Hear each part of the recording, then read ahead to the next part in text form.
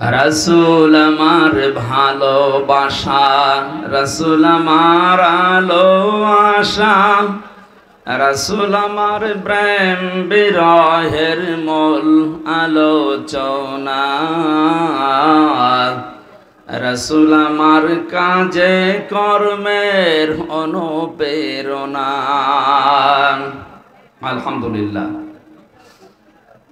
বাংলাদেশের ঐতিহ্যবাহী জেলা ঝিনাইদহ শৈলকুপা থানার অন্তর্গত হাবিবপুর মাদ্রাসা প্রাঙ্গণে মঞ্চে বসা আছেন আমার শ্রদ্ধাভাজন পিতা জনাব রিয়াজউদ্দিন সরদার।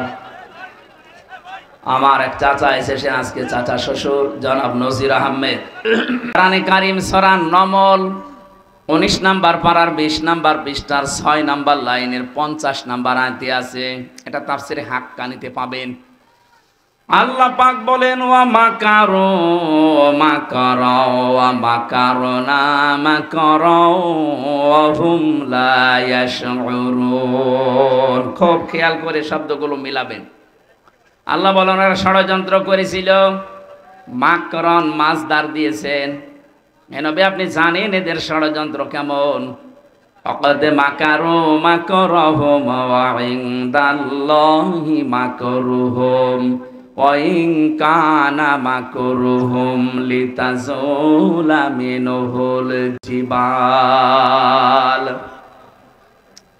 সূরা ইব্রাহিমের ভেতরে আল্লাহ আয়াতগুলো দিয়ে জানিয়েছেন, হে নবী ওদের ষড়যন্ত্র এমন কঠিন এবং ভয়ঙ্কর ছিল, এত মজবুত ষড়যন্ত্র ওরা করেছিল যে পাহাড় পর্যন্ত তার জায়গা ছেড়ে দিয়ে চলে যাবে। শব্দের অর্থ খেয়াল করেছেন, কত ভয়ঙ্কর শব্দ আল্লাহ দিয়েছেন যে পাহাড় পর্যন্ত ওদের ষড়যন্ত্রের কারণে নিজের জায়গা ছেড়ে দিয়ে চলে যাবে। অথচ পাহাড় বুঝি না আমরা। আল্লাহ পাক বলেন, ওয়া ইলালে জিবালি কাইফা নুসিবাত। আপনি পাহাড়ের দিকে একটু তাকান না কেন? এ পাহাড়কে আমি জমিনের ভেতরে ব্রেক করে গেঁথে দিয়েছি, পেরেক স্বরূপ। এটা গজাল পেরেক। এই যে এই কাঠের উপরে ব্রেক মারা আছে, এই যে ব্রেক দেখা যাচ্ছে, এই ব্রেকের মাথাটুকু শুধু দেখা যায়। ভেতরে যা আছে উপরের এই মাথার চাইতে কি কম না বেশি? বেশি মানে 20 ভাগ বেশি। ভেতরে কাঠের ভেতরে যদি 20 ভাগ প্রবেশ করে, উপরে হয়তো 1 ভাগ একটু একটু দেখ। সামনে যে ভেসে আছে মাত্র 1 ভাগ, 19 ভাগ নিচে গেড়ে গেছে। আল্লাহ পাক বলেন, জমিনে আমি পাহাড়গুলো ঠিক এভাবেই লাগিয়ে দিয়েছি যেমন নড়াচড়া না করে। তার মানে পাহাড় আমরা দেখতে পাই, যেটা কয়েকদিন আগে পঞ্চগড়ে থেকে তাকালাম হিমালয়ের দিকে 36,000 ফিট। এদের জন্য মাটির উপরে থাকে। সৌদি আরবে এমন এমন পাহাড় যেখানে নবীজি লুকিয়েছিলেন। ওটা 3.5 ঘন্টা সময় লেগেছিল আমারই 16 সালে। তখন আর একটু শক্তি ছিল। আরে রমজানে আমি এবার গিয়ে একা একা ওই সময় উঠেছিলাম, এখানে কোরআনে কারীম নাজিল হয়। ওই সময় লেগেছিল 1 ঘন্টা 5 মিনিট। এত বড় বড় পাহাড় যেখানে উপরে, তাহলে নিচের চাইতে যদি 20 ভাগ বেশি গেড়ে দেওয়া থাকে, তো পাহাড় নিচে আছে কত? এই পাহাড় পর্যন্ত নড়ে যাবে, টলে যাবে, নিজের জায়গা ছেড়ে চলে যাবে, এমন ষড়যন্ত্র করেছিল কাফেররা। 1500 বছর আগে মুহাম্মদুর রাসূলুল্লাহর সময় আবু জেহেল 14টা ষড়যন্ত্র করেছিল নবীর বিরুদ্ধে। এটা সিরাত ইবনে হিশামের ভেতরে পাবেন। আর এই 15.5 বছরে যারা 2 জন পালিয়েছে, ওনাদের ষড়যন্ত্র আমি হিসাব করে পেয়েছি 15টা। তাহলে আবু জেহেলের চাইতে 1 কাঠি উপরে। ফেরাউনের জীবনী পড়েছিলাম, ওই সময় সে 6 জন জাদুকরকে হত্যা করেছিল। কেউ লিখেছে 7 জন।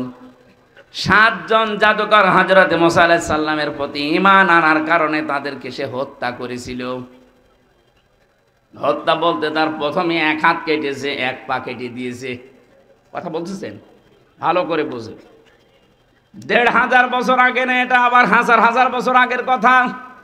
আল্লাহর উপরে ঈমান আনার কারণে, হযরত মুসা আলাইহিস সালামের প্রতি ঈমান আনার কারণে ওই জামানার ফেরাউন যে ছিল, এই জাদুকরদের 6 থেকে 7 জনের বিপরীত অঙ্গ কেটে দিয়েছিল, বিকলাঙ্গ করে দিয়েছিল।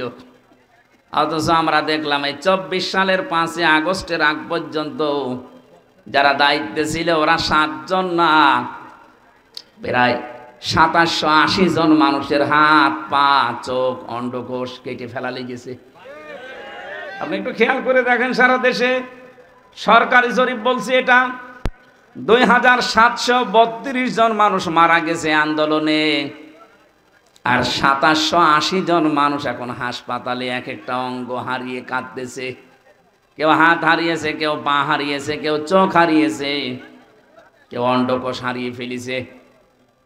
আপনি একটু মিলান, ফেরাউন যদি মাত্র 7 জনের বিপরীত হাত আর পা কেটে দিয়ে এই ইতিহাস হয়ে থাকে, ফেরাউনের নাম শুনলে মানুষ এখন ঘৃণা করে। যাদের কারণে 2780 জন মানুষের অঙ্গ প্রত্যঙ্গ কাটা পড়ে গেল, এরা বিকলাঙ্গ হয়ে গেল, বলেন তো এরা কত বড় ফেরাউন? হ্যাঁ, মোবাইলে কথা বলেন মানে আপনি তো শুনছেন না। 1 ঘন্টা সব বন্ধ রাখেন। কি এত গুরুত্বপূর্ণ বলা লাগবে? আপনি এসেছেন কোরআন শোনার জন্য, বোঝা লাগবে, শিক্ষা নিতে হবে। যদি না নিতে পারেন ভাই বাড়ি যেয়ে গল্প করেন, কথা বলা যাবে না। না, অনেক মানুষ ভাবছে মনে মনে যে যা বলছে সবই তো বিরুদ্ধে। আরে বিরুদ্ধে গেলে আমি কি কোরআন শরীফ বানাবো? যা আছে তাই তো বলছি, কথা বলে না কেন? এই যে 2টা বিষয় সামনে নিয়ে আসলাম। ফেরাউনের মাত্র 7 জন মানুষকে বিকলাঙ্গ করে দিয়ে যদি এত বড় ইতিহাস তৈরি করতে পারে ফেরাউন, এখনো পর্যন্ত মিশরের জাদুঘরে আছে, মানুষ যায় আর ঘৃণা করে, থুতু ছিটায়, কথা বলেন না কেন?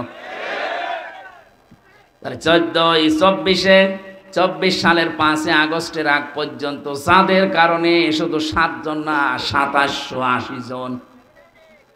আমি কুষ্টিয়ায় 6 তারিখে গিয়েছিলাম, যে দেখি হাসপাতালে ওই যে আগস্টের 6 তারিখে কারো হাত নেই, কারো পা কেটে ফেলেছে, কারো চোখ নেই, অন্ডকোষ উড়ে গেছে। আর 14 জন তো জায়গায় মারা গেছে, পরে 2 জন 16 জন। এত মানুষের হত্যাকারী যারা, বিকলাঙ্গকারী যারা, যাদের কারণে মানুষ হাত পা হারিয়ে ফেলে আর সমাজের বোঝা হয়ে আছে। বলেন তো, যার একটা হাত নেই, একটা পা নেই, একটা চোখ নেই, ও তার পরিবারের জন্য বোঝা, তার সমাজের কাছে সে বোঝা, তার এই রাষ্ট্রের কাছে যে সারা জীবন যতদিন বেঁচে আছে বোঝা হয়ে বেঁচে আছে। এই কাজ যারা করে গেল, এরা কিয়ামতের দিন আমার মনে হয় ফেরাউনের সাথেই উঠবে। প্রথম নাম্বারটা কি বললাম? আবু জেহেল মাত্র 14টা কর্মসূচি নিয়েছিল নবীজির বিরুদ্ধে ষড়যন্ত্র করে। এই জন্য আবু জেহেলের নাম আজ পর্যন্ত কেউ রাখেনি এই 1500 বছরে। আমি কত ইতিহাস পড়ে দেখেছি, কেউ ছেলের নাম আবু জেহেল না। হ্যাঁ, জাহাল হক আছে একজন, আবু জেহেল নেই। এত বছর পার হওয়ার পরেও যদি এই 14টা ষড়যন্ত্রে ওর নাম কেউ না রাখে, আপনি এই 15.5 বছরে 15টা ষড়যন্ত্র এই দেশের বিরুদ্ধে, মানবতার বিরুদ্ধে, ইসলামের বিরুদ্ধে করেছেন। আজকে আমি একটা শুরু করছি, সেটা হচ্ছে সমকামিতা। এই ষড়যন্ত্র করে জাতিকে আজ ধ্বংস করার একটা পায়তারা এটা। আল্লাহ পাক ওই কথাটা এখানে লূত নবীর জীবনী থেকে নিয়ে এসে আমাদেরকে শোনাচ্ছেন। ভালো করে শোনো। অমাকারু মাকারন ওয়া মাকারনা মাকরন, শব্দ কিন্তু এক, কিন্তু অর্থ 2টা। আল্লাহ বলেন কাফেররা ষড়যন্ত্র করেছিল আর আমি আল্লাহ করেছিলাম কৌশল, অথচ শব্দ একই। বলে কাফেরদের বেলায় যেটা ষড়যন্ত্র, আল্লাহর বেলায় সেটা কৌশল। এই পৃথিবীতে বাংলাদেশে ইসলাম কায়েমের জন্য আমরা যা করি এটা হচ্ছে জিহাদ, আর ওরা যা করে ওইটার নাম সন্ত্রাস। সুতরাং ইসলামী আন্দোলন বলেন, একামতে দিনের দায়িত্বে যারা আছে, অ্যাক্টিভ ভাবে ইখলাসের সাথে যারা কাজ করছে, এ দেশে ইসলাম কায়েম আমরা করতে চাই, সে তারা যা পদ্ধতি অবলম্বন করবে ওইটার নাম আরবি জিহাদ। আর এটা উল্টিয়ে নষ্ট করার জন্য ওরা যেটা করবে ওইটার নাম সন্ত্রাস। এবার আসেন, আল্লাহ পাক বলেন মাকারনা মাকরন, আমি আল্লাহ নিজে কিন্তু কৌশল করলাম। এখানে ফাইল কর্তা কে? আরো জোরে বলেন। আল্লাহ বলেন আমি নিজে তাদের বিরুদ্ধে কৌশল করলাম, অহুম লা ইয়াশউরুন, তারা টেরও পায়নি। এরপরে আল্লাহ জবাব দিয়েছেন নবীজিকে, ফানজুর কাইফা কানা আকিবাতু মাকরিহিম। হে নবী, একটু নজর করে দেখেন না কেন, ষড়যন্ত্র যারাই করেছিল তাদের অবস্থা আমি কি করেছি। আন্না দাম্মারনাহুম ওয়া কওমাহুম আজমাইন। এই আন্না এর ফাইল সরাসরি আল্লাহ, দাম্মারনা এটাও জমা মুতাকাল্লিমের পরে হুম দিয়েছেন। আল্লাহ পাক বলেন আমি নিজে তাদের শিকড় কেটে দিয়েছি এবং তাদের জাতিকে আমি আল্লাহ নিজে ধ্বংস করেছি। কিভাবে ধ্বংস করলাম তার প্রমাণের পরের আয়াতে একটা আছে, এদিকে তাকান। ফাতিলকা বুয়ুতুহুম খাবিয়াতাম বিমা যালামু। আমি এবার আলেমদেরকে বলছি, আরবি গ্রামার অনুযায়ী ফা ব্যবহার করা হয় 19টা অর্থে। এখানে তিলকার আগে আল্লাহ ফা দিয়েছেন। মনে হচ্ছে আল্লাহ পাক নিজের কুদরতি আঙ্গুল দিয়ে নবীজিকে বলছেন, নবী এই সেই ঘর। বাইতুন না দিয়ে বুয়ুত বহু বচন দিয়েছেন, আবার হোম দিয়েছেন। হে নবী এই সেই ঘর, এই ঘরগুলো একটু তাকাবেন আপনি। খাবিয়াতাম বিমা যালামু, এদের জুলুমের কারণে এদের ঘর বাড়ি ব্যবসা প্রতিষ্ঠান অফিস আদালত দেখেন আমি কি করেছি। খাবিয়াতান মানে জনশূন্য, ওজার গৃহ, সার শূন্য। এদের ঘরের দিকে আপনি তাকান তো কি অবস্থা। বাংলাদেশের দিকে এবার আয়াতটা মিলান। 2024 সালের আগস্টের 5 তারিখের বিকাল 5টা বাজতে বাজতে এদেশের যত জালেমদের ঘর ছিল, অফিস ছিল, দেখেন সবগুলো আল্লাহ ওজাড় গৃহ বানিয়ে দিয়েছে। এর বাস্তব প্রমাণ আমার কুষ্টিয়ার হানিফের বাড়ি, কামারুলের বাড়ি, ঝিনাইদহেও আছে। আপনি একটু খেয়াল করে দেখেন, যারাই জুলুম করেছে একজনকে তো টাঙিয়ে ন্যাংটা করে পিটিয়েছে। এটা জালেমদের জুলুমের পরিণতি। বিআন্নাহুম যুলিমু, কারণ তারা জুলুম করেছে। খাবিয়াতাম বিমা যালামু, তাদের এই জুলুমের কারণে আল্লাহ এই শাস্তিটা তাদের দিয়েছেন। ইন্না ফি যালিকা লাআয়াতাল লিকাওমিন ইয়ালামুন। অবশ্যই এর ভেতরে শিক্ষা আছে।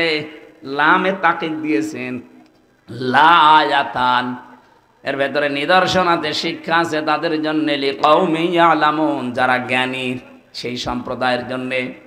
সুতরাং বাংলাদেশে আমরা এখন 18 কোটি মানুষ, যারা আমাদের জন্য শিক্ষা কি? এরা যদি জুলুম 15.5 বছর করার পরে একেবারে সার শূন্য হয়ে যায়, জনশূন্য হয়ে যায়, তাদের বাড়ি ঘর পর্যন্ত উজাড় গৃহ। আপনি তাকান, এখন তাদের বাড়ি ঘর এখন জাতীয় টয়লেট হয়ে গেছে। মানুষ মনে আছে 4-5 জন 7 জন একসাথে দলবদ্ধ হয়ে প্রসাব করছে। তাহলে আগামীতে কেউ যদি এই চেয়ারে বসে, তারাও যদি এভাবে জুলুম আরম্ভ করে, তাদের বাড়ি ঘর আল্লাহ এভাবে সার শূন্য, জনশূন্য, ওজাড় গৃহ বানিয়ে দেবে। বুঝেছেন কারা কারা? হাত তোলেন তো। আলহামদুলিল্লাহ, কাজ হচ্ছে। আর বোঝেননি কারা? হাত তোলেন তো। ওই যে একজন, মাথা তার কাটা আছে।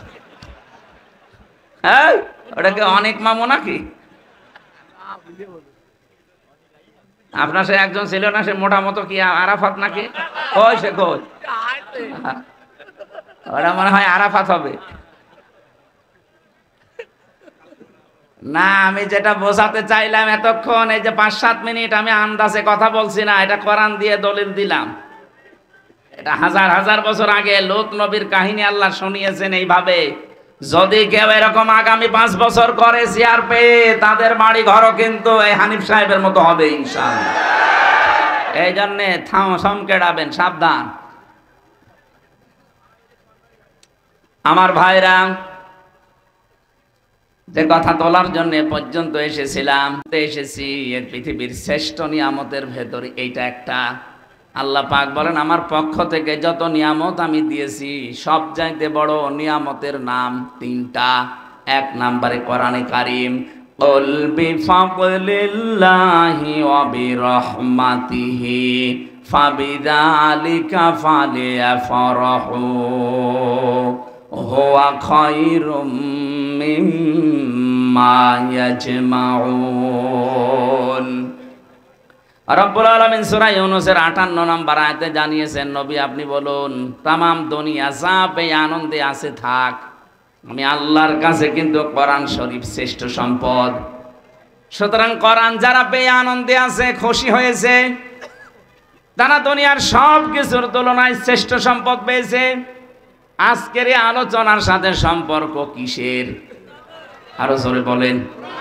এই যে সুন্দর করে সাজিয়েছে কিসের কারণে? শুধু হামজা আসবে এজন্য সাজাতো। কতবার তো হামজা এমনিতে ওহাব ভাইয়ের বাড়ি, আরজান ভাইয়ের বাড়ি এসেছে, কই সাজাইতো নি, আজকে এসেছে কোরআনের জন্য, এজন্য এত সাজগোজ। এজন্য দুনিয়া থেকেও যদি কোরআনের প্রচারে, কোরআনের প্রসারে, কোরআনের শিক্ষায়, কোরআন কায়েমে টাকা খরচ করে, কিয়ামতের দিন ওই টাকার হিসাব আল্লাহ নেবেন না। দুই নম্বরে কেউ যদি পরিবারস্থ লোকদের জন্য তাদের জায়েজ কাজ মিটাতে খরচ করে, ওই টাকার হিসাব দেওয়া লাগবে না। তিন নম্বরে যদি কেউ জিহাদের ময়দানে কাজ করে, ওখানে যদি আপনি যেতে নাও পারেন, ওদের পেছনে খরচ করলে ওই টাকারও হিসাব দেওয়া লাগবে না। তাহলে হিসাব হবে না কয়টা জায়গায় টাকা খরচ করলে? আরো জোরে। এক নম্বরে কোরআনের কারণে, দুই নম্বরে পরিবারস্থ লোকদের জন্য, তিন নম্বরে জিহাদের ময়দানে যারা কাজ করে তাদের জন্য। আশা করছি আমার কথার অর্থ আপনি বুঝেছেন। কথা বলেন না কেন? কিন্তু আজ আমরা এই সমস্ত জায়গায় আনন্দ পাই না, খুশি না। আমরা আনন্দ করি অনেকে সুদ খেয়ে। না, এদেশে সুদ নেই। এখানে বহু মানুষের চেহারা দেখে বোঝা যাচ্ছে এরা টাকা ছেড়ে রাখে আর টাকা আসে। 1000 টাকা ছেড়ে রাখে, মাসে মাসে 1100 টাকা করে পায়। কি কথা বলছেন? এটা মায়ের সাথে সুদ খাওয়া, জেনা করার গুনাহ। কল্পনায় যেটা আসে না সেই কাজ আপনি করতেছেন, আর আপনি নামাজ পড়েন। এই জন্য এই কাজে যারা আছেন, টাকা ছেড়ে রাখেন, টাকা আসে। অনেকে বলে আমি লাভ খাই, ইন্টারেস্ট খাই, জিনিস একই। কথা বলে না কেন? ও টয়লেটও যার নাম, গো তার নাম, জিনিস আলাদা। জিনিস তো একই, নাম আলাদা দিলেই হবে। যারা খাচ্ছেন, আশা করছি আজকের এই দিন থেকে এটা ছেড়ে দেওয়া লাগবে। কারা কারা ছেড়ে দিতে রাজি আছেন হাত তোলেন তো। তার মানে এই এলাকায় অনেকে খাচ্ছে। ঠিক আছে বাবা, শাহজালাল সব হালাল না। জেনাইদা জেলায় খাচ্ছেন যারা, ছেড়ে দেবেন। ব্যাংকিং ব্যবস্থা বাংলাদেশে যেগুলো আছে, অর্থনীতি, এটা যে ইবাদত অনেকে জানেই না, মনে করে এ দুনিয়ার কাজ না। সোনালী, চৈতালি, যে সমস্ত ব্যাংকগুলো আছে না, সোনালী, রূপালী, অগ্রণী, চৈতালি, এ ব্যাংকের চাইতে ইসলামী ব্যাংকে কারবার করা ইমানের দাবিতে 100% স্বচ্ছ। আপনি যদি ওই সমস্ত ব্যাংকে কারবার করেন, বলো ঔষধ এ ঔষধ, এটা কাফেরদের কথা। ওয়াহাল্লাল্লাহুল বাইআ ওয়া হাররামার রিবা, আল্লাহ ব্যবসাকে হালাল করেছে আর সুদকে হারাম করেছে। ওই জামানায় কাফেররা বলতো ও সুদও যা, ও ব্যবসাও তা। এখন অনেকে আজ বিভিন্ন জেনারেল ব্যাংকের সাথে ইসলামী ব্যাংক মিলিয়েছেন। আরে ভাই, এতদিন এই শয়তান, এই জালেমরা 15.5 বছরে ইসলামী ব্যাংকে হাত দিয়ে ওরা 75,000 কোটি টাকা আত্মসাৎ করেছে। ইসলামপন্থী এদেশের জনগণের ঘাম ঝরানো টাকাগুলো এই ব্যাংকটা প্রতিষ্ঠিত হয়েছিল। এদেশের শরিয়া ব্যাংক আছে, শরিয়া বোর্ড আছে এই ব্যাংকের জন্য। গোনা যদি হয় তাদের হবে, আপনার অসুবিধা নেই। নবীজি 13 বছর মক্কায় নামাজ পড়েছিলেন, কাবা শরীফে, না পড়েননি? আর 10 বছর পড়েছিলেন কোথায়? মদিনায়। বলেন, এই যে 13 বছর তিনি নামাজ পড়লেন মক্কায়, ওই সময় কাবা শরীফের ভেতরে মূর্তি ছিল না? কয়টা? 360টা। কয়টা? কি মনে হয় আপনার বলেন? 360টা মূর্তি সামনে নিয়ে নবীজি নামাজ পড়লেন, ওনার নামাজ হয়েছে? এ বলছে না, এ বলছে হ্যাঁ। কি বলেন, আপনার কি মনে হয় ওনার নামাজ হয়েছে না হয়নি? কেন হয়ে গেল নামাজ? কারণ উনি অপারগ ছিলেন। এই 13 বছরে একটা মূর্তিও সরানোর ক্ষমতা ওনার, বলেন বলেন, যখন ক্ষমতা পেয়েছেন মদিনার প্রেসিডেন্ট হয়ে একটা মূর্তি ছিল আর সবগুলো দিয়ে আলীকে দিয়ে ভাঙিয়েছেন, নিজে ভেঙে ভেঙে ফেলে দিয়েছেন। যে যতদিন পর্যন্ত দেশে যাকাত ভিত্তিক অর্থনীতি কায়েম না হবে ততদিন আপনি ইসলামী ব্যাংকে নির্দ্বিধায় কাজ করেন, কোনো গোনা নেই, গোনা হলে ওদের হবে। শরীয়তের কিছু নিয়ম নীতি ইসলামিক অর্থনীতির যেগুলো মেইনে অন্তত চলছে, তারা চেষ্টা চালাচ্ছে। 100% সম্ভব না, কারণ যতদিন রাষ্ট্রে যাকাত কায়েম না হবে রাষ্ট্রীয়ভাবে, ততদিন এদেশে যদি ফেরেশতাও ব্যাংক চালায় তার ওষুধ খাওয়া লাগবে।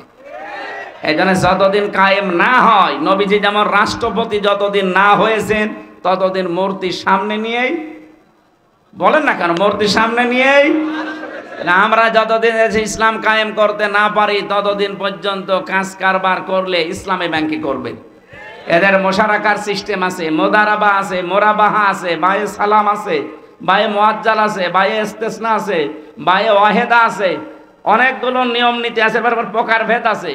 নবীজি নিজে মোদারাবা করেছিলেন খাদিজাতুল কুবরার সাথে। খাদিজা টাকা দিয়েছে, নবীজি শ্রম দিয়েছে। কথা বলছেন না কেন?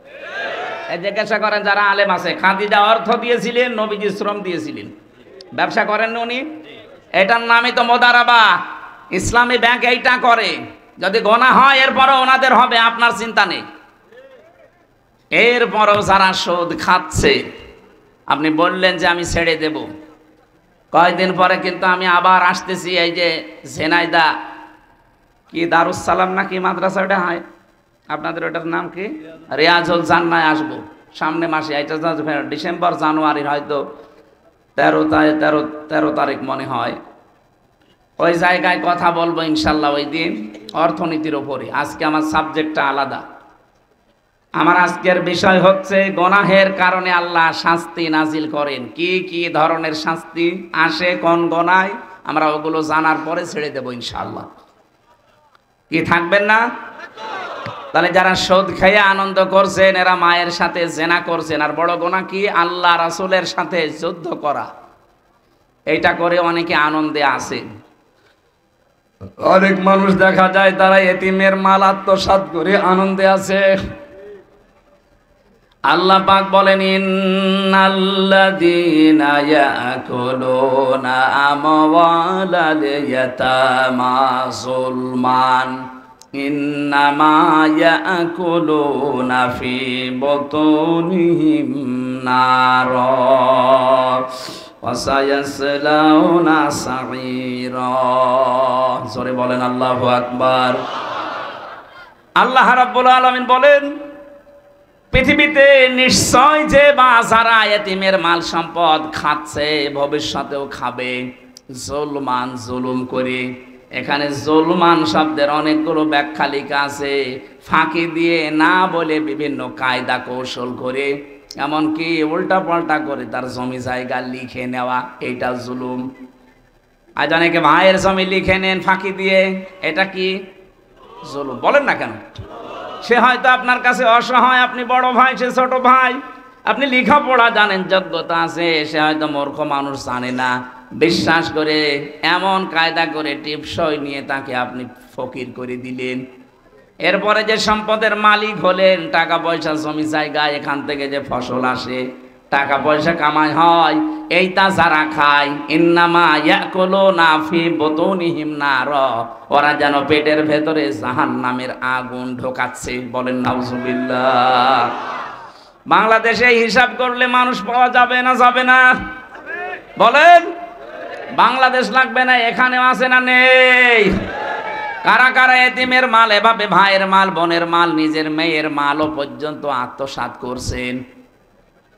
যারা শরীক ফাঁকি দেন মানুষের, দুইটা গোনা হবে আপনার। এক নম্বরে আপনার চেহারার উজ্জ্বলতা আল্লাহ নষ্ট করে দিবে। দেখবেন এলাকায় যারা শরীক ফাঁকি দিয়েছে ওদের চেহারার ভেতরে আল্লাহ নূর তুলে নিয়েছে। এখানেও আছে, আমি চেহারা দেখলেই বলতে পারবো শরীক ফাঁকি দিয়েছে। আপনি দাঁড় করান লাইন দিয়ে, দেখলেই বোঝা যাবে যে হ্যাঁ ও মেরে খায়। কথা বলছেন কেন? দ্বিতীয়টা কঠিন, মরণের সময় আপনার ঈমান নসিব হবে না, আপনি বেঈমান হয়ে মারা যাবেন। আপনি ভাগ্যে বোনকে অন্যকে ফাঁকি দিয়ে বিশাল সম্পদের পাহাড় তৈরি করে গেলেন, কি হবে আপনার এই সম্পদ? বাস্তবতা কি বলে বলেন? আপনি 200 বিঘা জমির মালিক, এদিকে থাকান, 500 বিঘা জমি আপনি তৈরি করে গেলেন, 100 বছর পরে তো আপনার থাকবেন না, নাকি বলেন বলেন? বিবেক দিয়ে ভাবেন, 200 বছর পরে আপনি আবার দুনিয়ায় আসলেন, 100 বছর পরে মরে গেলেন, 200 বছর পরে আসলেন, মাত্র 300 বছরের ব্যবধানে যদি এই 500 বিঘা জমি আপনার ছেলের ছেলের ছেলে যারা 3 পুরুষের পরে এরা ব্যবহার করবে কি? আপনি যদি এসে বলেন যে এগুলো আমি কিনেছিলাম, এ বাড়ি আমার, দাঁত মুখ খুলে ফেলবে। ইয়ার কি মারো কে তুমি? তোমার যদি থাকার জায়গা না থাকে, শৈলকুপা বাজার মসজিদের বারান্দায় রাত থেকে ফটো, এখানে আর জায়গা নেই। এটাকে হাসির করা কি দিলাম?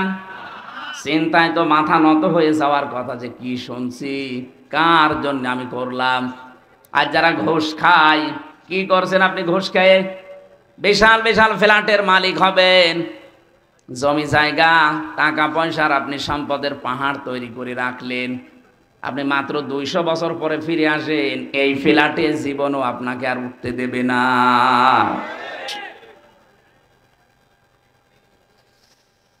আল্লাহ রাব্বুল আলামিন বলেন, আমাল হায়াতুদ দুনিয়া ইল্লা মাতাউল গুরুর।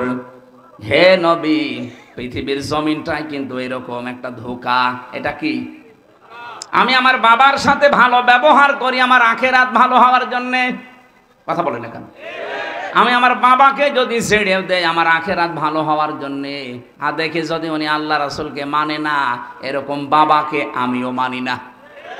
আমি আমার মায়ের সাথে ভালো ব্যবহার করি আমার নিজের জন্যে, আমার আখেরাত তৈরি করার জন্যে।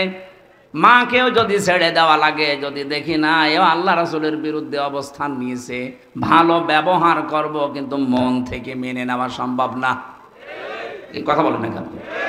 আমি এই যে দাড়িওয়ালা আশরাফ ভাইকে ভালোবাসি, এটা আল্লাহর জন্যে। যদি দেখি না ওনার কর্মকাণ্ড ইসলামের বিরুদ্ধে, ওনারে ঘৃণা করতেও আমার 1 সেকেন্ড সময় লাগবে না।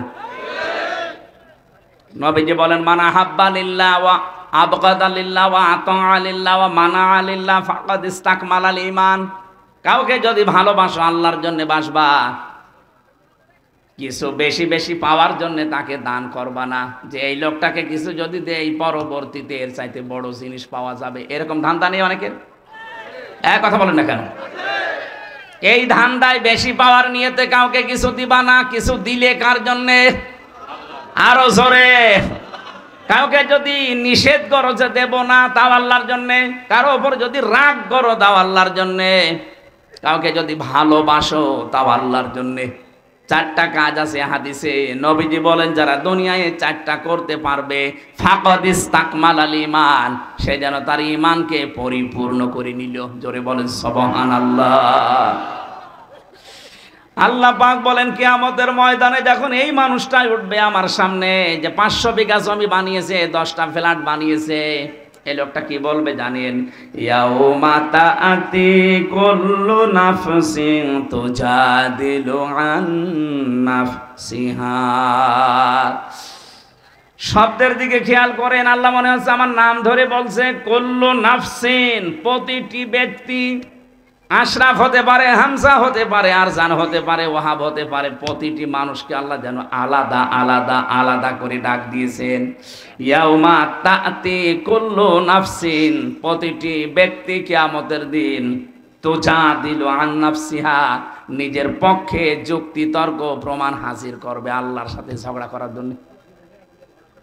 আল্লাহর কাছ থেকে বাঁচার জন্য যুক্তি প্রমাণ রেডি করবে, যে আমি এই কারণে করেছিলাম, আমি নামাজ পড়তে পারি না আমার সন্তানের কারণে, কারণ তাকে সুখে রাখতে গিয়ে আমি সারা দিন মাঠে কাজ করেছি, সেজদা দেওয়ার সময় পাইনি। এটা যুক্তি। আপনার আর কয়টা ছেলে মেয়ে? হযরতে ইয়াকুব নবীর দিকে তাকান, তার 12টা সন্তান ছিল। কয়টা বলেন? শুধু ছেলেই ছিল তার 12টা। তো এতগুলো সন্তানের কারণে কোনোদিন আল্লাহর বিধান থেকে তাকে তো টলাতে পারেনি। আপনি 2টা 5টা ছেলে মেয়ের কারণে আল্লাহর বিধান বাদ দিয়ে দেন, যুক্তি প্রমাণ করবেন, আল্লাহর কাছে খাড়া করবেন। আল্লাহ বলেন তো যা দিল আন নাফসিহা, প্রতিটি মানুষ তার নিজের পক্ষে খাড়া করবে যুক্তি তর্ক। অত আফা কুল্লু নাফসিম মা আমিলাত ওয়া হুম লা ইউযলামুন। প্রত্যেককে আমি আল্লাহ পরিপূর্ণ করে দেব তার কাজের প্রতিদান, কিন্তু তার উপর আমি জুলুম করব না। যে যতটুকুই করেছে কিয়ামতে আল্লাহ তাকে ওই পরিমাণ দেবেন। আমার এবার আয়াতের আলোচনা শুরু হচ্ছে। যেটা বললাম একটা 111 নাম্বার আয়াত সূরা নাহালের। এখন যেটা আমরা তেলাওয়াত করেছিলাম এটা সূরা নাহালের 112 নাম্বার আয়াত। এই আয়াতের ভেতরে আল্লাহ একটা কারিয়া, একটা জনপদ, একটা গ্রামের উদাহরণ দিয়েছেন আমাদের সামনে। খুব ভালো করে মিলাবেন। গ্রামটা এই হাবিবপুর হতে পারে। নির্ধারিত নাম আমি তাফসিরে পাইনি। কোন মুফাসসির হয়তো মক্কা নগরীর নাম দিয়েছেন, না, এটা ঝিনাইদহ জেলার শৈলকুপা থানার হাবিবপুর হতে পারে। আপনি একটু মিলাবেন, দেখবেন এই গ্রামের সাথে মেলে কিনা। আমার কথা বোঝা যাচ্ছে তো? আমি তো মনে হচ্ছে যে একেবারে ক্লাসের মতো বললে ছাত্র যেভাবে বোঝে ছাত্ররা ঠিক ওইভাবে বুঝতেছে। হ্যাঁ, কিছু যদি পাগল ছাগল থাকে 14 বার বুঝলেও বুঝবে না। ওরে বোঝাতে হলে কোরআন শরীফে হবে না, বুখারী শরীফে হবে না, কি লাগবে? বুখারী শরীফ। আপনারা কোরআন শরীফ, হাদিস শরীফ, বুখারী শরীফ দিয়ে যেহেতু বুঝে ফেলছেন, ভালো করে এবার বোঝেন। উপমা দিচ্ছেন, উদাহরণ দিচ্ছেন কে? আরো জোরে বলেন। এই জন্য উদাহরণ দিয়ে কোরআন বোঝালে মানুষ বোঝে ভালো। আল্লাহ পাক কোরআনে কারীম বোঝানোর ক্ষেত্রে বহু উদাহরণ কোরআনে সেট করেছেন, এমন এমন উদাহরণ দিয়েছেন। আজকে একটা উদাহরণ বলছি। ওয়াদারাবাল্লাহু মাসালান ক্বরিয়াতান। আল্লাহ পাক একটা গ্রামের উদাহরণ দিচ্ছেন, উপমা, দৃষ্টান্ত। খুব ভালো করে মিলাবেন। বললাম হাবিবপুর হতে পারে, এটা হাবিবপুর না? কি ছিল সেই গ্রামে? কানাত আমিনাতাম মুতমাইন্নাতান। 1 নম্বর ওই গ্রামটা ছিল নিরাপদ। 2 নম্বরে ছিল শান্ত নির্মল। তাহলে গ্রামের কোয়ালিটি পেলাম কয়টা? 1 নম্বরে নিরাপত্তা ছিল, 2 নম্বরে ছিল শান্ত। ইয়াতিহা রিজকুহা রাগাদাম মিন কুল্লি মাকান। বিভিন্ন এলাকা থেকে তাদের কাছে রিজিক আসতো, বিপুল পরিমাণে রিজিক তাদের কাছে আল্লাহ বিভিন্ন এলাকা থেকে বিভিন্ন কায়দায় পাঠাতেন। হয়তো ব্যবসার কারণে, বাণিজ্যের মাধ্যমে বিভিন্ন মানুষের মনের ভেতরে মায়া দয়া উদ্রেক করে দিয়ে। এতটুকু আল্লাহ শেষ করেননি। এইবার আসল কথা আল্লাহ জানাচ্ছেন। ফাকা ফারাতে বিআনউমিল্লাহ।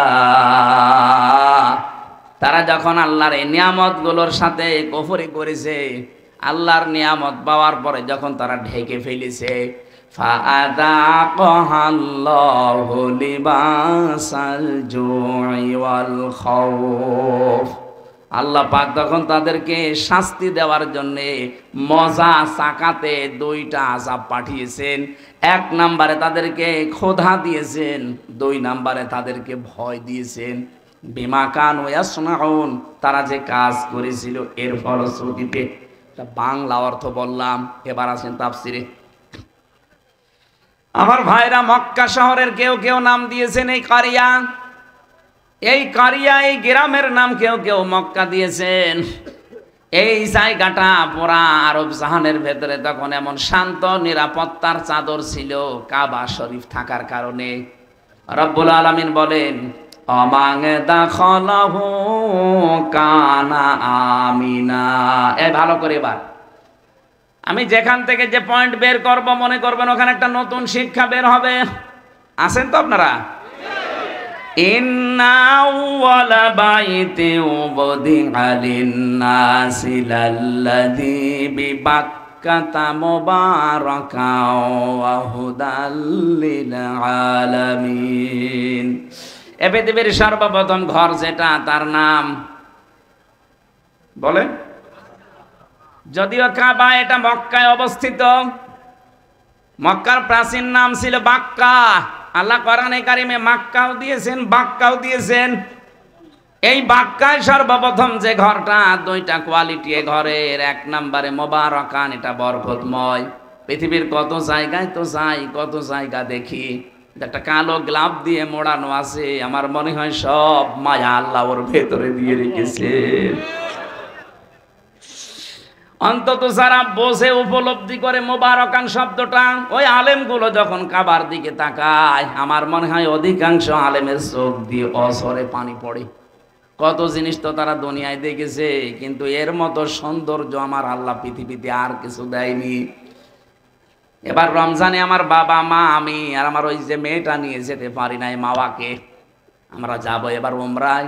বাবা মাকে বলবো, আপনারা মুরব্বী মানুষ, রাত দিন সময় পেলেই কাবা শরীফের দিকে তাকিয়ে থাকবেন।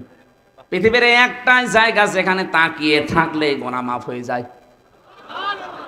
বাড়ি যে কালকে বলবেন সুবহানাল্লাহ।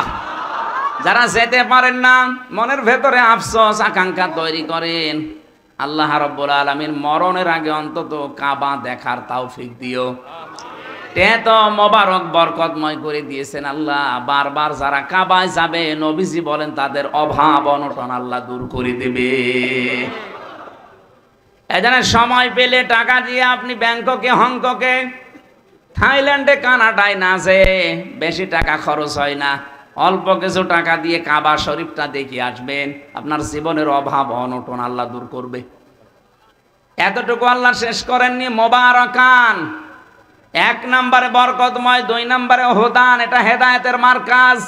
লক্ষ লক্ষ মানুষ, 257টা রাষ্ট্রের মানুষ সেখানে যায়, 257টা দেশের মানুষ সেখানে যায়।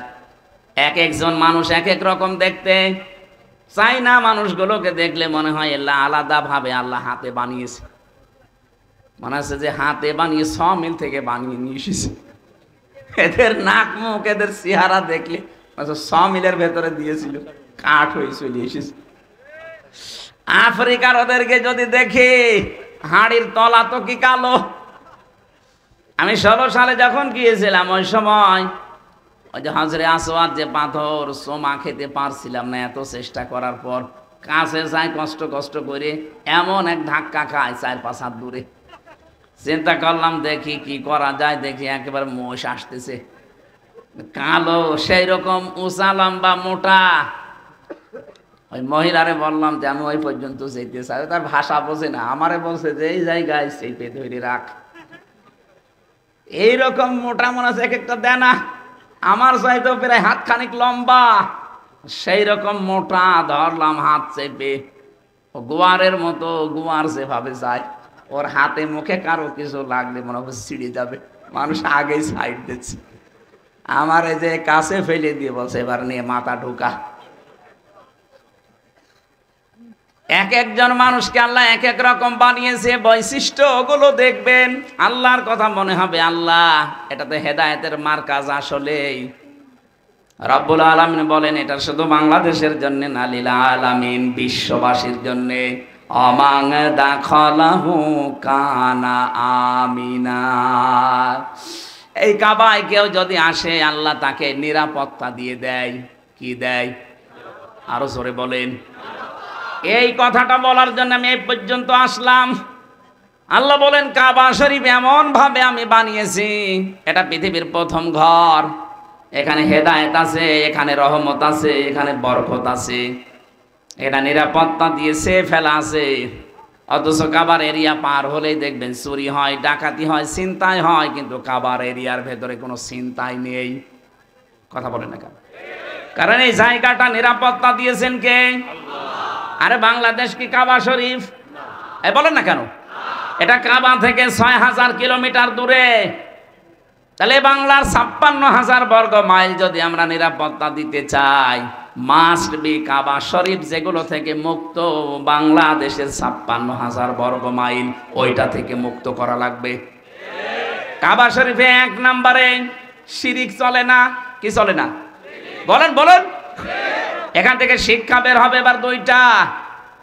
আমি আন্দাজে বলছি না, প্রতিটি কথায় দলিল আছে। সূরা আনআম 82 নম্বর আয়াতের দলিল। আল্লাযীনা আমানু ওয়া লাম ইয়ালবিসু ঈমানাহুম বিযুলমিন উলাইকা লাহুমুল আমনু ওয়া হুম মুহতাদুন। এটাই ইবনে কাসিরের ভেতরে আছে। আল্লাহ পাক বলেন যারা ঈমান আনে আর ঈমানের সাথে জুলুমকে মিশ্রণ করে না, এখানে জুলুম মানে শিরিক। জুলুম মানে কি?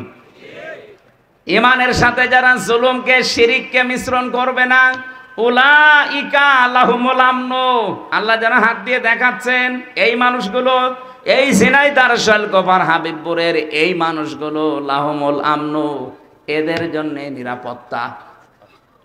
তাহলে কোন জনপদের লোকেরা, কোন দেশের লোকেরা যদি ঈমান আনার পরে ঈমানের সাথে জুলুমকে, তার মানে শিরিককে মিশ্রণ না করে, ওই জায়গাটা নিরাপত্তা দিয়ে দেয় কে?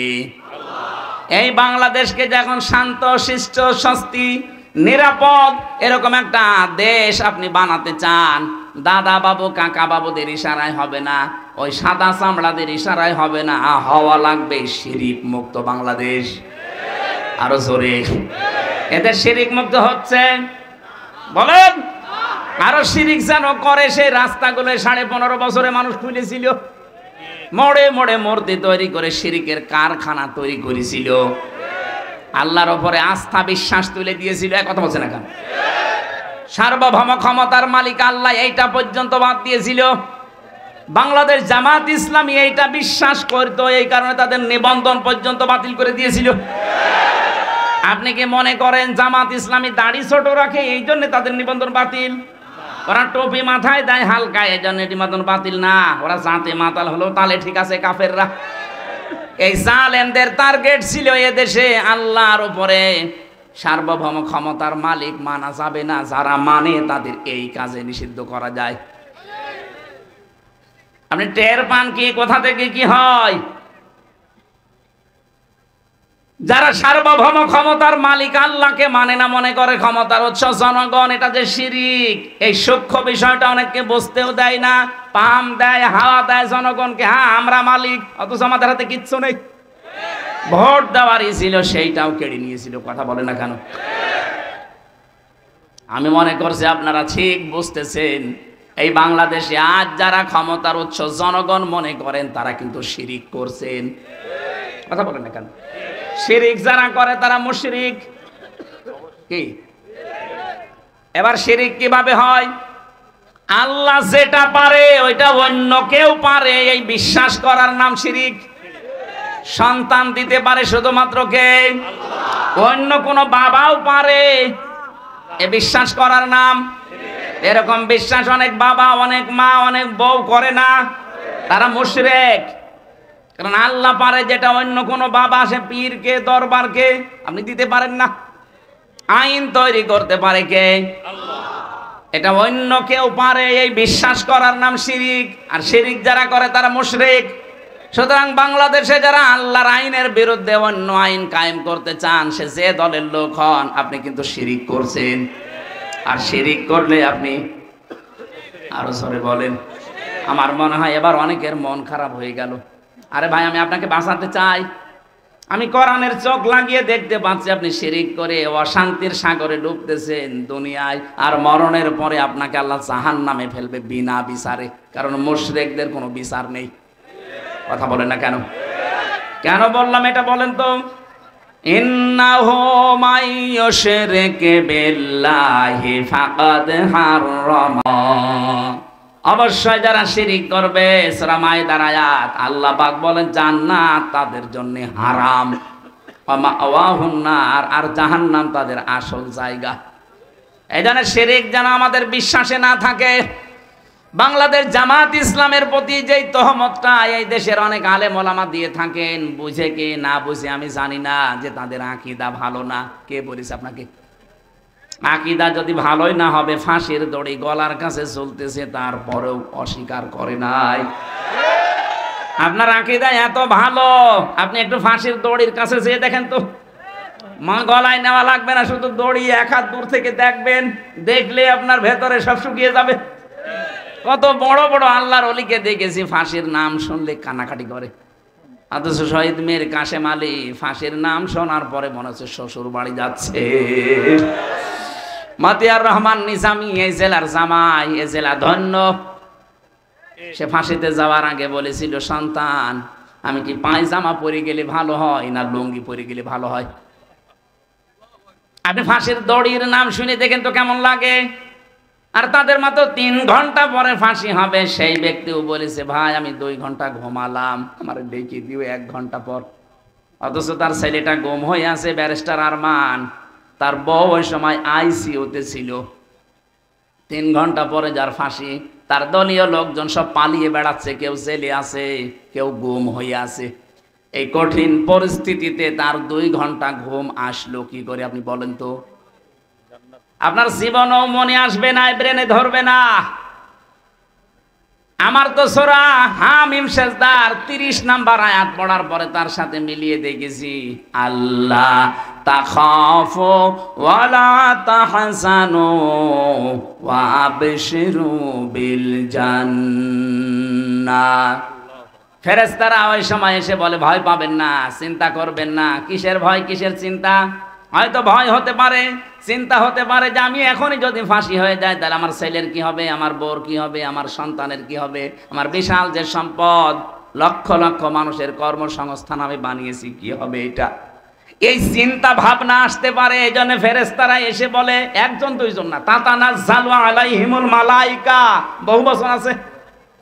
1 2 জন না, হাজার হাজার লক্ষাধিক ফেরেশতা ফাঁসির দড়ির সামনে এসে তাকে বলতে থাকে, ভয় পাবেন না, যেগুলো রেখে গেছেন এগুলোর কোনো চিন্তা নেই, আল্লাহ এগুলো সব দেখবে।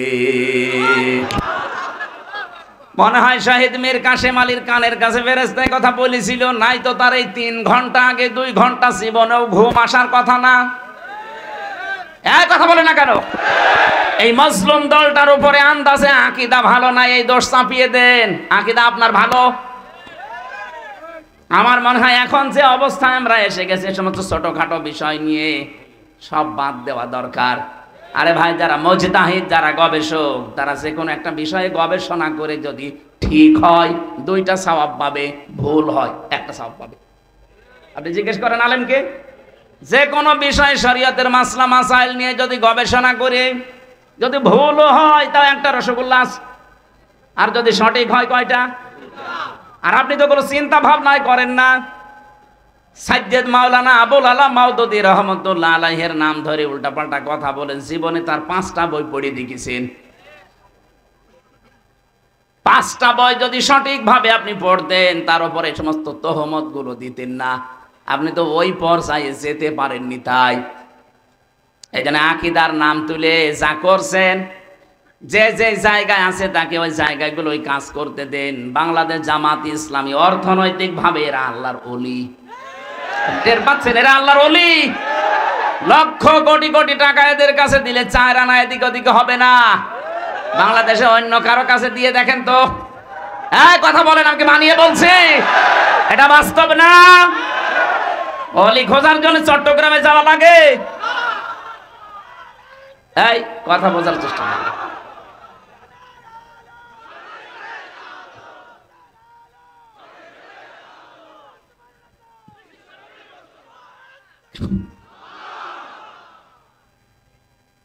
এখানে এই মাজলুম দলটার উপরে আমার মনে হয় উল্টা পাল্টা দোষ না দিয়ে তাদের প্রতি সহানুভূতিশীল হওয়া লাগবে।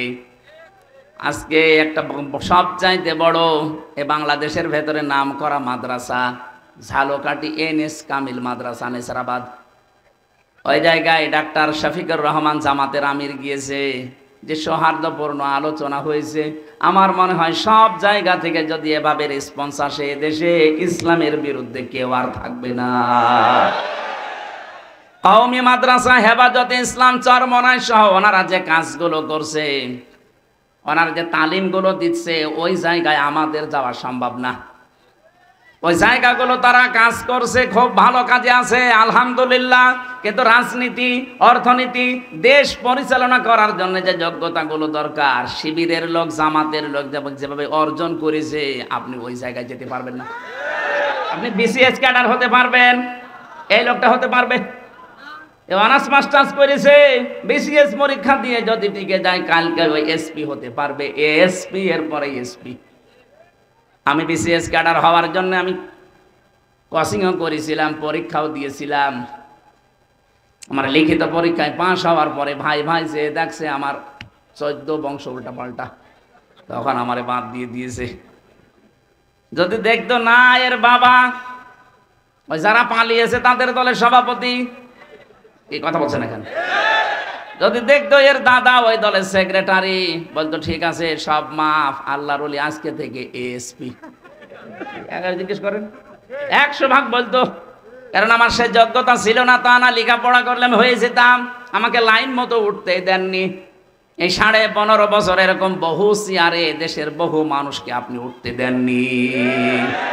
আপনি জালেম, এটা মজলুম। এই জন্য অন্যান্য যারা আছেন কওমি মাদ্রাসা ভাই, আপনাদের আমরা আহ্বান জানাচ্ছি যে তালিমের জায়গাগুলো আছে, খুব ভালো ভালো কাজে আপনারা আছেন। খায়রুকুম মান তাআল্লামাল কোরআন ওয়া আল্লামা, কোরআন যে শেখে, কোরআন যে শেখায়, তার মতো উত্তম মানুষ নেই। কিন্তু এখন দেশের যে অবস্থা, জালেমদের এখনো পর্যন্ত নজর কিন্তু আছে। এই নজর থেকে মুক্ত হওয়ার জন্য আন্তর্জাতিক যে ষড়যন্ত্রগুলো চলছে আপনার মাথায় ধরবে না, চিন্তা ভাবনা করা লাগে এর জন্য আলাদা।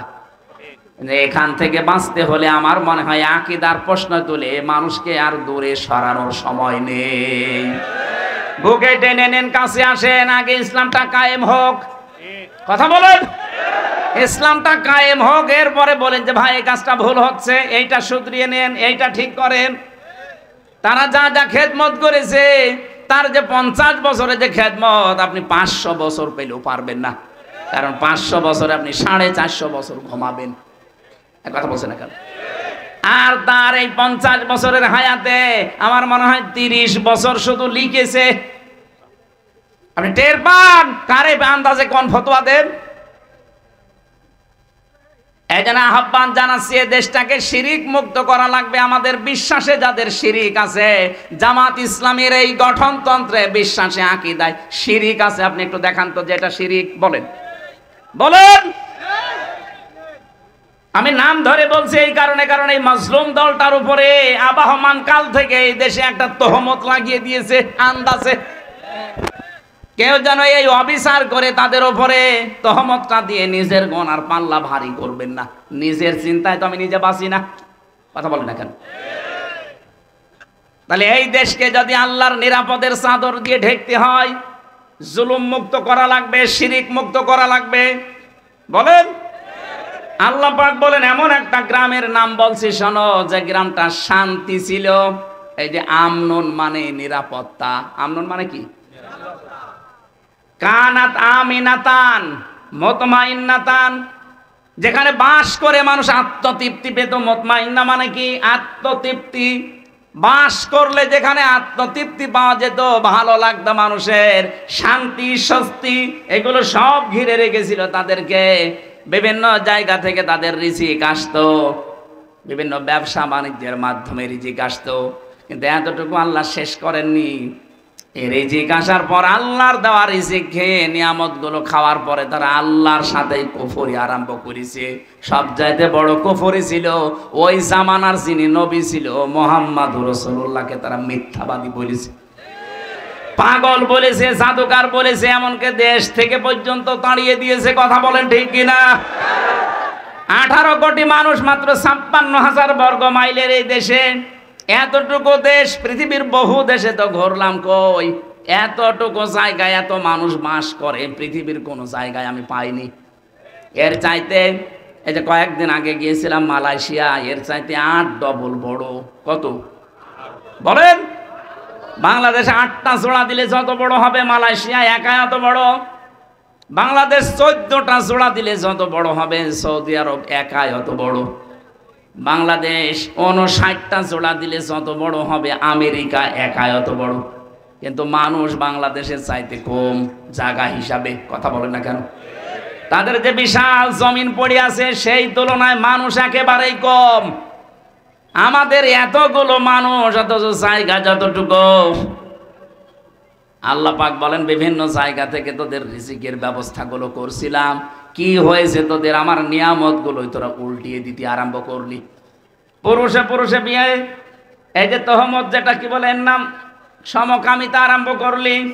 এইটার স্লোগান পর্যন্ত দিচ্ছে। 3 দিন আগে কুষ্টিয়ায় 2 মেয়ে আন্দোলন করেছে যে আমরা 2 জন বিয়ে করব, যদি বিয়ে না দেয় 2 জনই মরে যাব।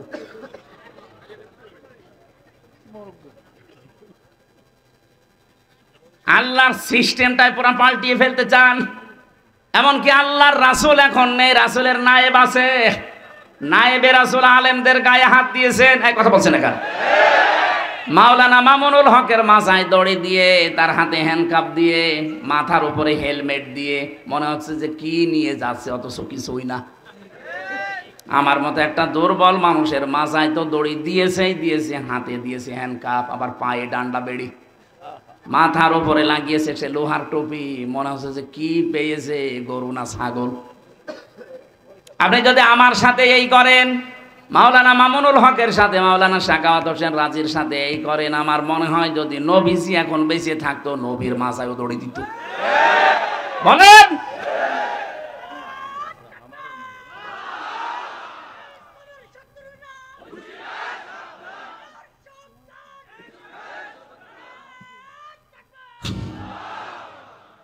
ঝিনাইদহবাসী, আমি এবার যেটা নিয়ে আসতে চাই, আল্লাহ রাব্বুল আলামিন বলেন রাগাদাম মিন কুল্লি মাকানিন ফাকাফারাত বিআনউমিল্লাহি ফাআযাকাহাল্লাহু লিবাসাল জুই ওয়াল খাউফ।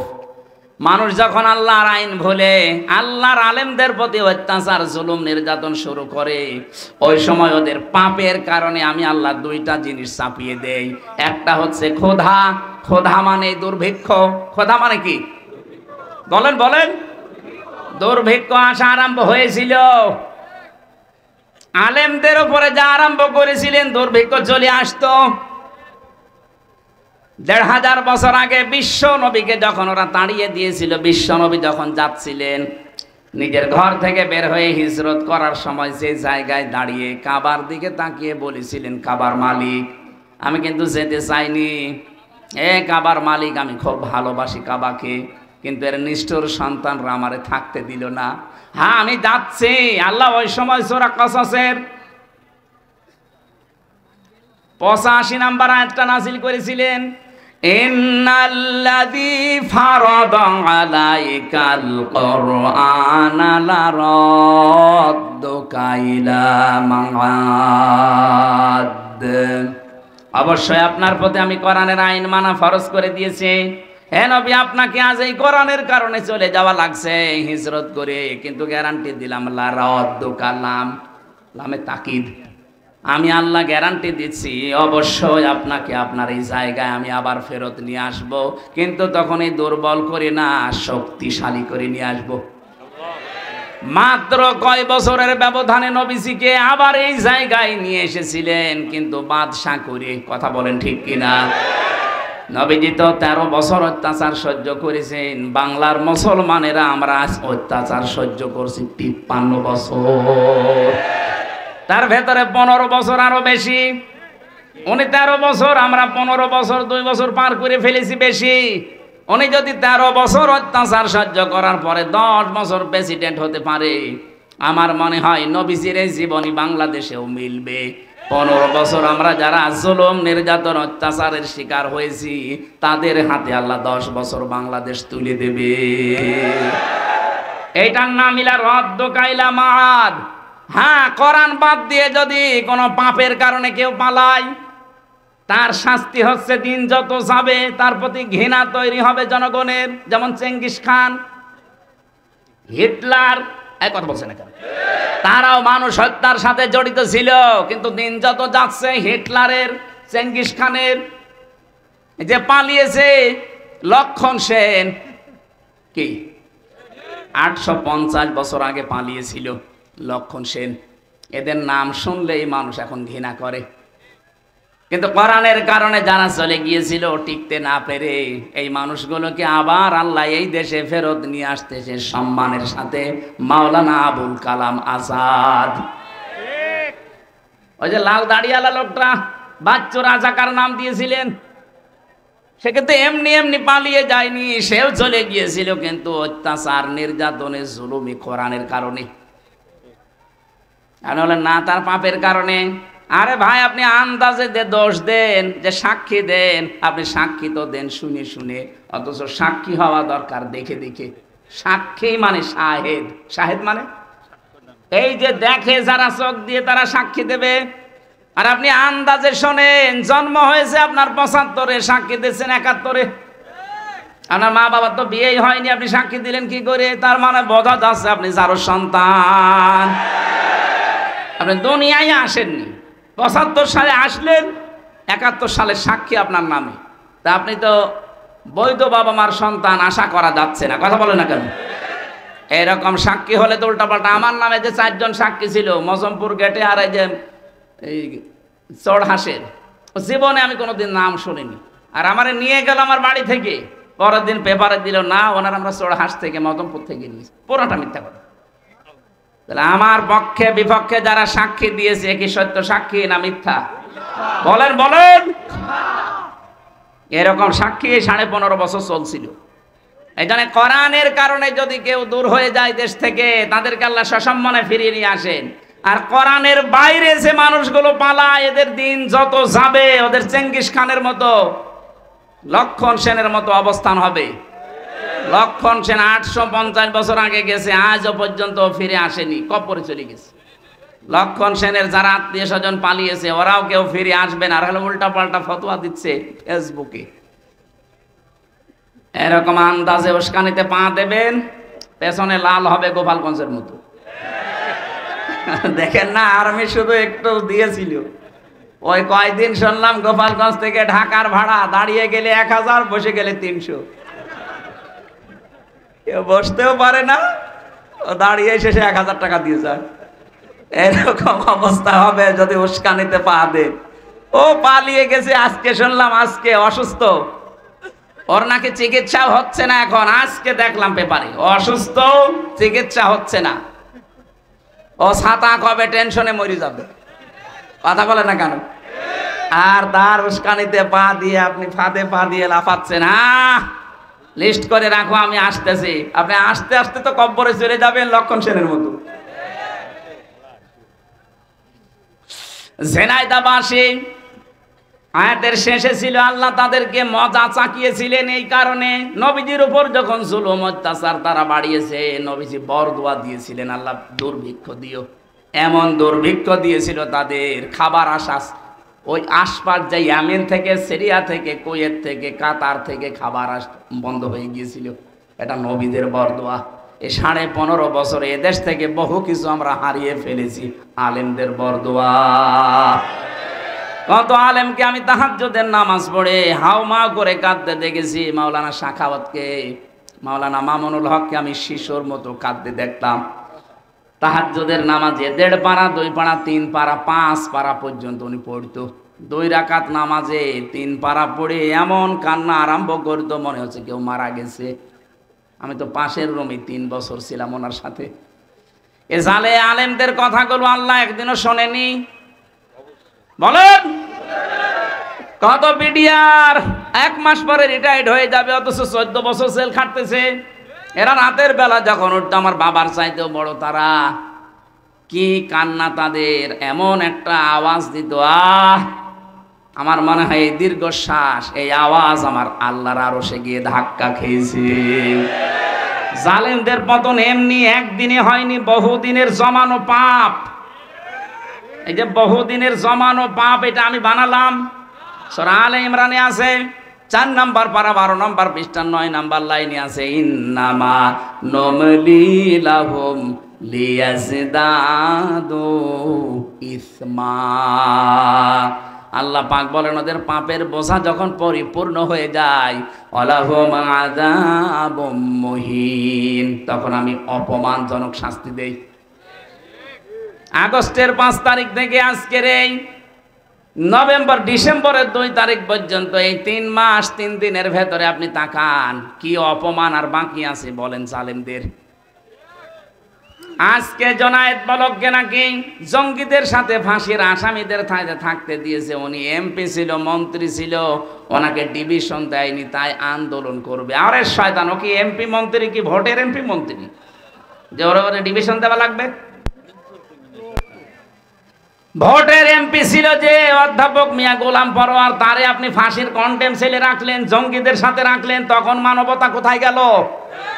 এখন যারা এই কথাগুলো তুলছে এদের পিটিয়ে লাশ বানানো দরকার। শয়তান আমারে 3 বছর মোবাইল দেয়নি, বিচ্ছিন্ন করে রেখেছিল সরকারি মোবাইল থেকে যোগাযোগ, ফাঁসির কন্টেম সেলে আমারে রেখেছিল, তখন তো কোনো কথা বলনি।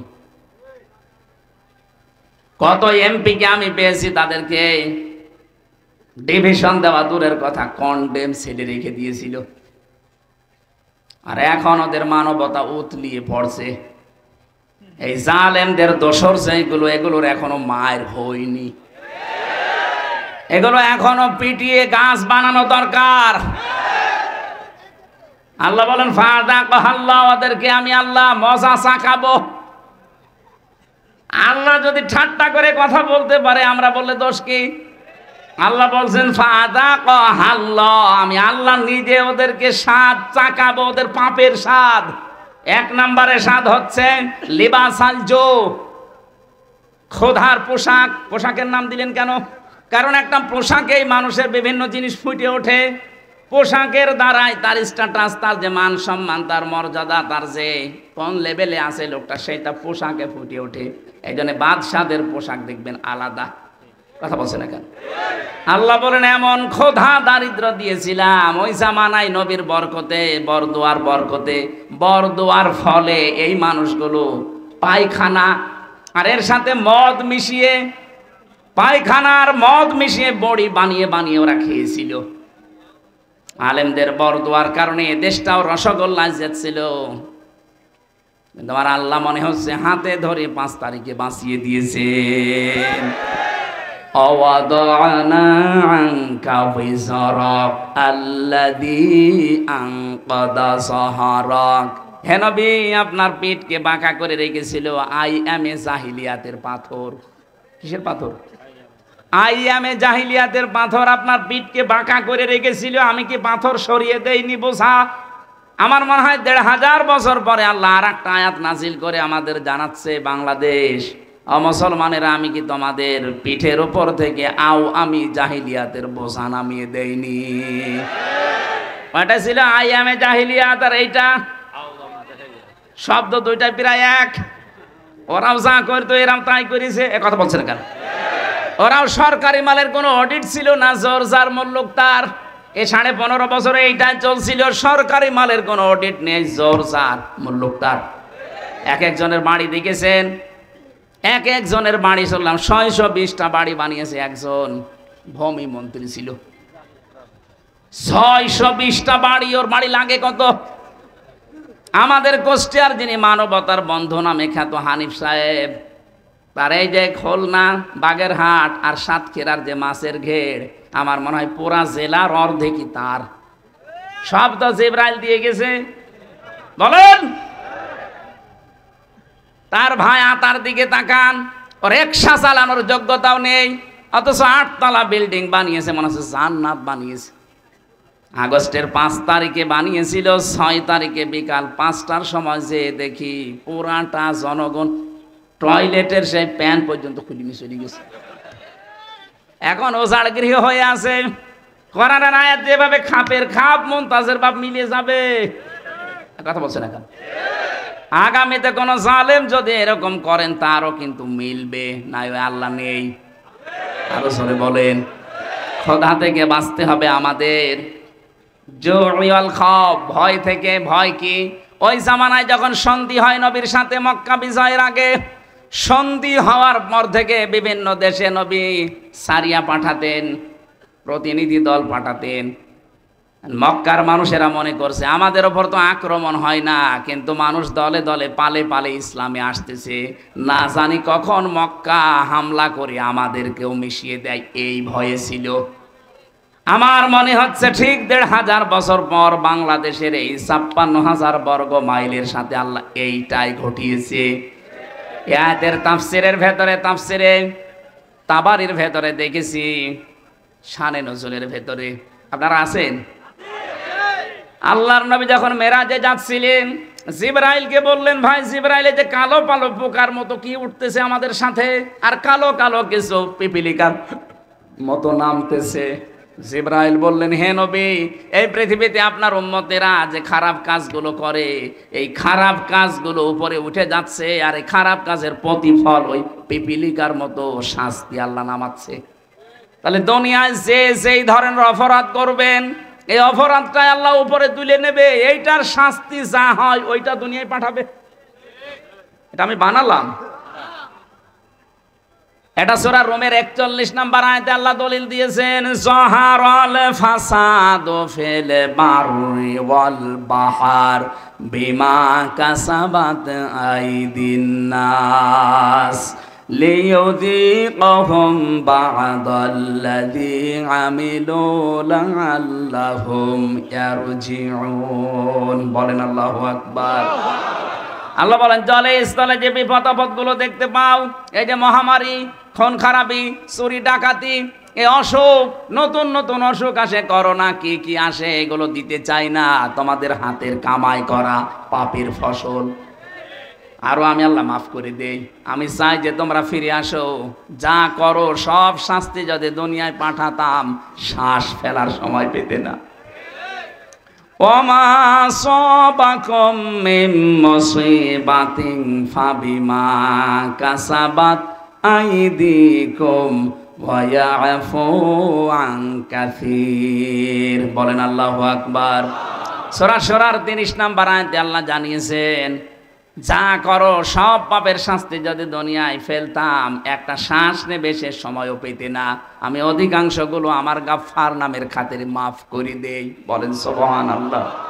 এজন্য আমরা এখন থেকে সাবধান, যে যে অপরাধ করছি এইটা কিন্তু ঘুরে আমার প্রতি আবার নাজিল হবে। যারা গোপন অপরাধ করেন, গোপন অপরাধের শাস্তি আছে। যারা গোনা গোপনে করেন, তাদের চেহারার উজ্জ্বলতা আল্লাহ নষ্ট করে দেবে। এদের এখানে তাকাবেন, যাদের চেহারা দেখতে খারাপ, বিশ্রী, তাকাতে মনে চায় না, মনে করবেন ও গোপনে কোনা গোনা করে। যারা ওজনে কম বেশি করে, এই মানুষগুলোর প্রতি আল্লাহ শাস্তি পাঠাবে দুইটা। এটা শোয়েব আলাইহিস সালামের জামানায় ওই মানুষেরা ওজনে কম বেশি করতো। আজ বাংলাদেশে ওজনে কম বেশি আছে না নেই? ওজনে কম বেশি মানে খালি দাড়ি পাল্লা দিয়েই না। এই যে শিক্ষক, কলেজের শিক্ষক অধ্যাপক, সে 1 থেকে মাস্টার্স পর্যন্ত বিশ্ববিদ্যালয়ে বহু শিক্ষা বিভিন্ন জায়গা থেকে নিয়েছে, কিন্তু দেওয়ার সময় ডেলিভারিতে আর দিতে চায় না। তখন বলে প্রাইভেট পড়া লাগবে, কোচিং করা লাগবে। এইটার আর বেনাম মুতাফফিফিন। আল্লাহ পাক বলেন, ওয়াইলুল লিল মুতাফফিফিন আল্লাযীনা ইযা কাতালু আলান নাসি ইয়াস্তাউফুন। ধ্বংস হয়ে যাক ওই দোকানদারগুলো, ওই শিক্ষকগুলো, যারা নেওয়ার সময় ঠিক মতোই নেয়, দেওয়ার সময় দিতে চায় না, তখন কোচিং করো, প্রাইভেট পড়ো, এরকম নাম দেয়।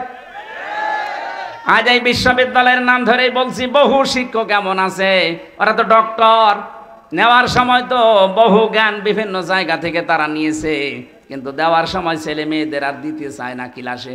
তখন ওনারা ক্লাস করায় বিভিন্ন বিশ্ববিদ্যালয়ে টাকার বিনিময়ে। আমি কি বেশি বললাম? এরকম শিক্ষক দেশে নেই? কত প্রাইমারিতে, হাই স্কুলে, কলেজে, মাদ্রাসা, এরা নিজেরা ক্লাসে ঠিক মতো পড়া দিতে চায় না। পড়ায় দেবে, কোচিং করা লাগবে, ওই পড়ায় দেবে, তখন আবার প্রাইভেট পড়া লাগবে। কেন? আপনি যা পেয়েছেন নেওয়ার সময়, ওইটা দেওয়ার সময় ঠিক মতো দেওয়া লাগবে। এই জন্যই তো আল্লাযীনা ইযা ক্তালু আলান নাসি ইয়াস্তাউফুন, নেওয়ার সময় ঠিক মতো দেয়, দেওয়ার সময় কম দেয়, এরা আল্লাহর অভিশপ্ত বান্দা। বাংলাদেশে আছে না নেই? আমরা এরকম পাপ যদি করি, এই পাপের কারণে আল্লাহ ওইটা আবার শাস্তি করে পাঠাবে, হয় আপনার উপরে, না আপনার ছেলে মেয়ের উপরে, না নাতি নাতনির উপরে। এমন এমন শাস্তি এসে দাঁড় হবে যে জীবন দিয়ে হলেও সে শাস্তি আর তুলতে পারবেন না। আপনার ছেলে যদি একটা আসে 1 চোখ কানা, আপনি 50 বিঘা জমির মালিক হয়ে কি করবেন? সারা জীবন মানুষ আপনাকে ডাকবে কানার বাপ। আর কথা বলছেন এখন? না আপনাদের বেশি সময় হয়ে গেছে না? না অনেক হয়ে গেছে ওরে বাবার, 11টা 15। আমি তো মনে করলাম 11টা শেষ করে দেব। না না, আমার গলা আবার পারছে না, আগামীতে আবার আগামীতে। এই পর্যন্ত থাক। আমরা যে পাপ করি, চিন্তা ভাবনা করি ওইটাই উঠে যায় আবার ওইটাই নাজিল হয়। আল্লাহ আমাদেরকে শাস্তি দেওয়ার জন্য নাজিল করে। এই জন্য এমন কোনো অপরাধে আমরা যাব না যে নিজের উপরে নিজে আবার কুড়ুল মারছি। আল্লাহ আমাদের হেফাজত করুন, আল্লাহুম্মা আমিন। লা ইলাহা ইল্লা আনতা সুবহানাকা ইন্নী কুনতু মিনাজ জালিমিন। আল্লাহুম্মা গফিরলি ওয়ারহামনি ওয়াহদিনি ওয়াফিনি ওয়ারযুকনি ইয়া রাব্বাল আলামিন। আল্লাহ তাআলা 1.5 ঘন্টার মতো তোমার কোরআনে কারীম থেকে কথা বলার চেষ্টা চালিয়েছি। চাতক পাখির মতো তোমার বান্দা বান্দিরা শুনেছে। এটা জীবনে তুমি আমল করার তৌফিক আমাদের ভিক্ষা দাও। এ মাহফিলের আয়োজন করতে গিয়ে মাদ্রাসা কর্তৃপক্ষ যাদেরকে সাথে নিয়ে বিশাল আয়োজন সাজিয়েছে, আল্লাহ প্রত্যেকের কবরে, আত্মীয় স্বজনের কবরে সওয়াব পৌঁছিয়ে দাও। তাদের জীবনটা তুমি ধন্য করে দাও। গুনাহ থেকে তাদেরকে বাঁচাও। আমরা এমন কোন গুনাহ যেন না করি যে গুনার শাস্তি আবার ঘুরে আসে। আল্লাহ তাআলা এই মাহফিলের সভাপতি, সহসভাপতি, প্রধান অতিথি, বিশেষ অতিথি যারা এসেছে আল্লাহ মঞ্জুর করো। বিশেষ করে অ্যাডভোকেট আবু তয়ব, মুফতি আশরাফ আলী ফারুকি ভাই সহ আমার শ্রদ্ধাভাজন বাবা রিয়াজউদ্দিন সহ আরজান আলী, আব্দুল ওহাব, আল্লাহ কত মানুষ, রবিউল ইসলাম ভাই সহ যত মানুষ এখানে পরিচিত অপরিচিত এসেছে, সবাইকে অমরের মতো বানিয়ে দাও। সম্মানিত মা বোনদের জন্য আলাদা করে আজকে কিছু বলতে পারলাম না। মা বোনদেরকে তুমি খাদিজাতুল কুবরার মতো বানিয়ে দাও।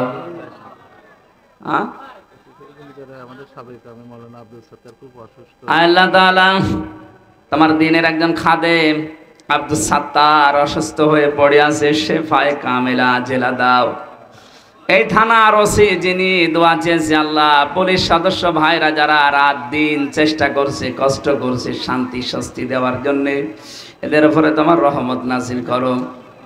এ জেলায় যত মানুষ কবরে আছে কবরগুলো জান্নাত বানিয়ে দাও। মকুল রকন ভাইয়ের জন্য দোয়া চেয়েছে, আল্লাহ যত মানুষ যার জন্য দোয়া চেয়েছে তোমার কাছে আমরা দোয়া করছি, সবার জায়েজ আশাগুলো পূর্ণ করে দাও। এ মাহফিলের জন্য যে একটা টাকাও দিয়েছে আল্লাহ তার টাকাকে উসমানের মতো বানিয়ে দাও। বারাকাল্লাহু লানা ওয়া লাকুম ফিল কোরআনিল আযীম। এলাকায় যারা ব্যবসা বাণিজ্য করে তুমি বরকত দাও। আসমান জমিনের বালা মুসিবত থেকে আমাদেরকে বাঁচাও। 3টা বছর আমি জালেমের জেলখানায় অসুস্থ হয়ে গেছি, আল্লাহ তুমি আমাকে আগের অবস্থায় ফিরিয়ে দাও। আমার কণ্ঠটা মেহেরবানি করে ভিক্ষা দাও। আলহামদুলিল্লাহি রাব্বিল আলামিন। মরণ আসলেই যেন পড়তে পারি লা ইলাহা ইল্লাল্লাহু মুহাম্মাদুর রাসূলুল্লাহ।